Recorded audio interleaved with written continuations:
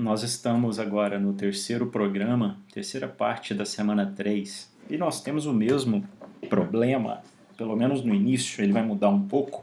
É o mesmo programa no início aqui, mas aí aqui embaixo, olha, no caso de ter escolhido trabalhar com o número inteiro, o programa deve informar, é outra coisa, a raiz quadrada do número e o seu cosseno. Então, para eu tirar, e também tem algumas outras questões aqui. Ó. No caso de ter escolhido trabalhar com número real, o programa deve usar as funções de arredondamento para imprimir os valores arredondados para cima e para baixo. Então, ele vai querer número real, opa, arredondando para cima dá esse inteiro, para baixo dá esse inteiro. Então, é para fazer as duas coisas. Para resolver essas questões, tanto do caso dos números inteiros quanto dos reais, nós vamos usar a biblioteca Math, de matemática, uma biblioteca de operações matemáticas que tem no Python. Para a gente usar essa biblioteca, a gente tem que importá-la. Então é assim, ó, import math. Pronto, já podemos usar qualquer função da biblioteca. E a gente vai ter que fazer a mesma coisa, eu vou aproveitar o código do último programa. Então vou copiar aqui o que a gente precisa, né? Na verdade, estou copiando tudo aqui e a gente vai ver do lado de lá o que de fato precisa. Então, depois do import, ele tem... Opa, aqui faltou entrada, né? Faltou alguma coisa aqui, ó. Faltou input. Então, ele faz aqui o input, aí ele verifica se o número é inteiro ou se não for, ele termina, porque está pedindo fazer do mesmo jeito. Se não, quer dizer, a entrada é válida. Aí ele quer saber se tipo é igual a inteiro. Se for, não é mais. Ele vai pedir o input, tá? Mas não é mais para fazer o teste se é par ou ímpar. Então eu vou tirar essa parte daqui, tá? Que é o que a gente vai ter que preencher. E no caso do else, eu também não tenho mais que isolar o algarismo lá que vem logo depois da vírgula. Então eu vou também tirar essa parte. A saída aqui, vamos ver o que a gente vai precisar, tá? E talvez seja melhor fazer uma saída separada para o caso ser inteiro e outra para o caso ser real. Então aqui eu já tenho o número inteiro e o que eu preciso fazer com ele é encontrar a raiz quadrada e o seu cosseno. Como é que eu vou achar a raiz quadrada? Vou chamar de raiz. Raiz vai ser, eu vou ter que chamar assim, ó, math. Porque a biblioteca que eu estou usando, ponto, agora a função que eu quero dessa biblioteca, que seria sqrt. Sqrt é de square root, que é raiz quadrada em inglês. Então, o sqrt de quê? Então, é uma função. Tá vendo? Input também é uma função. Não abre parênteses depois para ter uma string lá dentro. Olha, o input é uma função. O int também é uma função. No caso aqui, ele é uma função que tem outra função dentro dela sendo chamada. Porque ele primeiro vai chamar essa daqui e depois ele converte para int. Então, é o que está acontecendo. Assim como o print também é uma função. Então, agora, como a gente está usando sqrt, que é uma função específica da biblioteca math, então a gente tem que fazer math, ponto.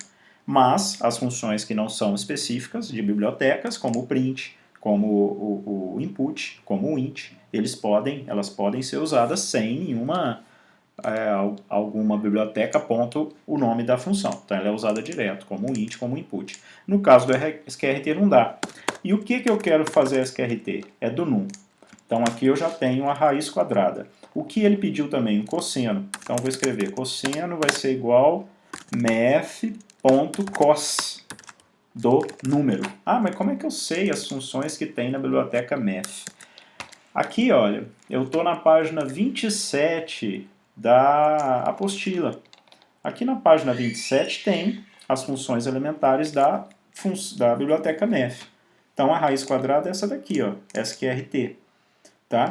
É a raiz quadrada do número, cosseno é o cos. Aí tem tangente, tem seno, tem pegar a parte inteira, que é o trunc, que vai fazer uma coisa similar ao transformar inteiro. Aí aqui está o que eu vou precisar lá para os números reais.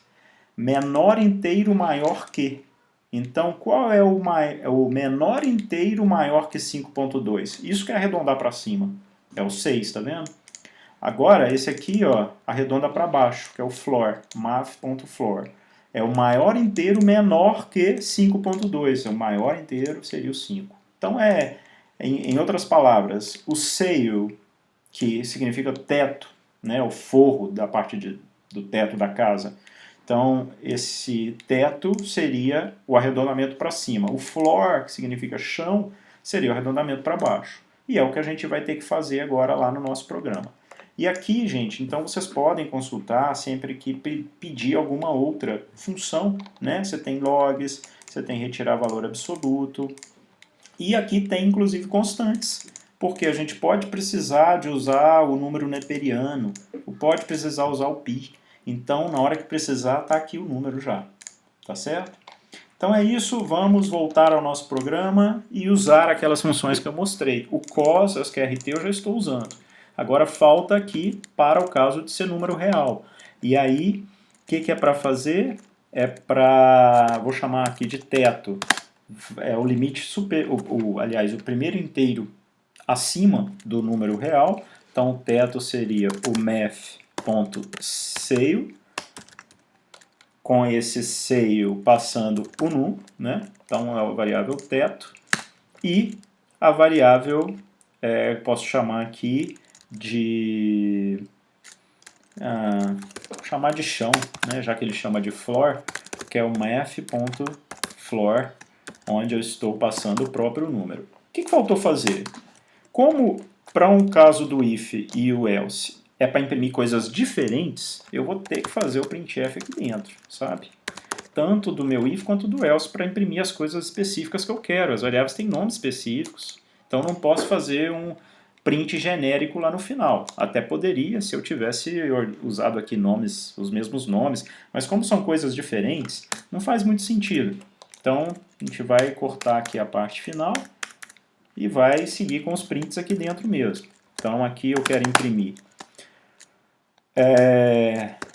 assim, ó, número, e aqui vem o num, aí uma quebra de linha, aí eu vou imprimir assim, ó, raiz quadrada, dois pontos, e aqui eu vou imprimir raiz, a variável chamada raiz, é uma nova quebra de linha, porque veja que o barra n, barra invertida n, na hora que ele for me listar aqui embaixo, ele vai dar uma quebra de linha e o que vem aqui na frente vai estar na linha de baixo.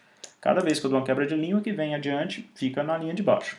Então a raiz quadrada imprimiu raiz e agora eu quero imprimir a variável cosseno. Cosseno do número, que seria entre chaves cosseno. Bom, já fiz o print aqui, né, da parte dos números inteiros. Mas eu tenho aqui ainda a parte dos números reais. Então, o real é número num, depois vou chamar de inteiro superior e vou chamar de inteiro inferior.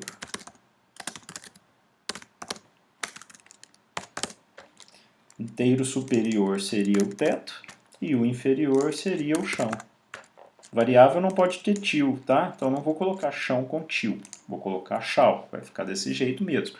Na hora de imprimir aqui, ó, no printf, se eu quiser colocar número com acento, não vai ter problema nenhum, tá? Mas o contrário, nas variáveis não pode. Então vamos lá executar nosso programa, vamos ver se está com algum problema, se vai dar tudo certo. Então, claro que se eu entrar com qualquer coisa aqui, ele já vai sair, né? Porque a gente já sabe que aquela parte do programa não foi mexida, que é a parte que testa se a entrada é válida. Aí, se eu entrar com um número inteiro, por exemplo, então, uma entrada válida, ele vai me pedir entrar com o valor inteiro, ele está aqui. Quando eu digitar, ele vai fazer raiz, cosseno e vai me imprimir.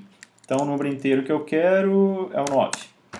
Então, número 9, raiz quadrada, 3. Cosseno, está aqui, ó, menos 0, não, um número bem grande. Então ele fez aqui os cálculos que precisava. Agora eu vou testar um número real e vou entrar com 5,55. Então, opa, deu um problema aqui com barra n, ó, porque não apagou aqui em cima o barra n, tá vendo? Quando eu fiz assim e comecei a editar, ele perdeu o barra n. Então por isso que ele imprimiu essas barrinhas aqui no meio. Eu vou executar de novo, com o mesmo valor, tá? Real e 5,55, agora ele vai imprimir melhor. Então o limite, o inteiro superior seria o 6 e o inferior seria o 5. Então, programa tá, veja o printf também, né? Que depois que ele imprime número, 2 pontos, e vem com a variável num, com o valor dela, ele dá uma quebra de linha e a palavra inteiro começa aqui embaixo, né? E aí acontece também para o inteiro inferior depois. Então é isso.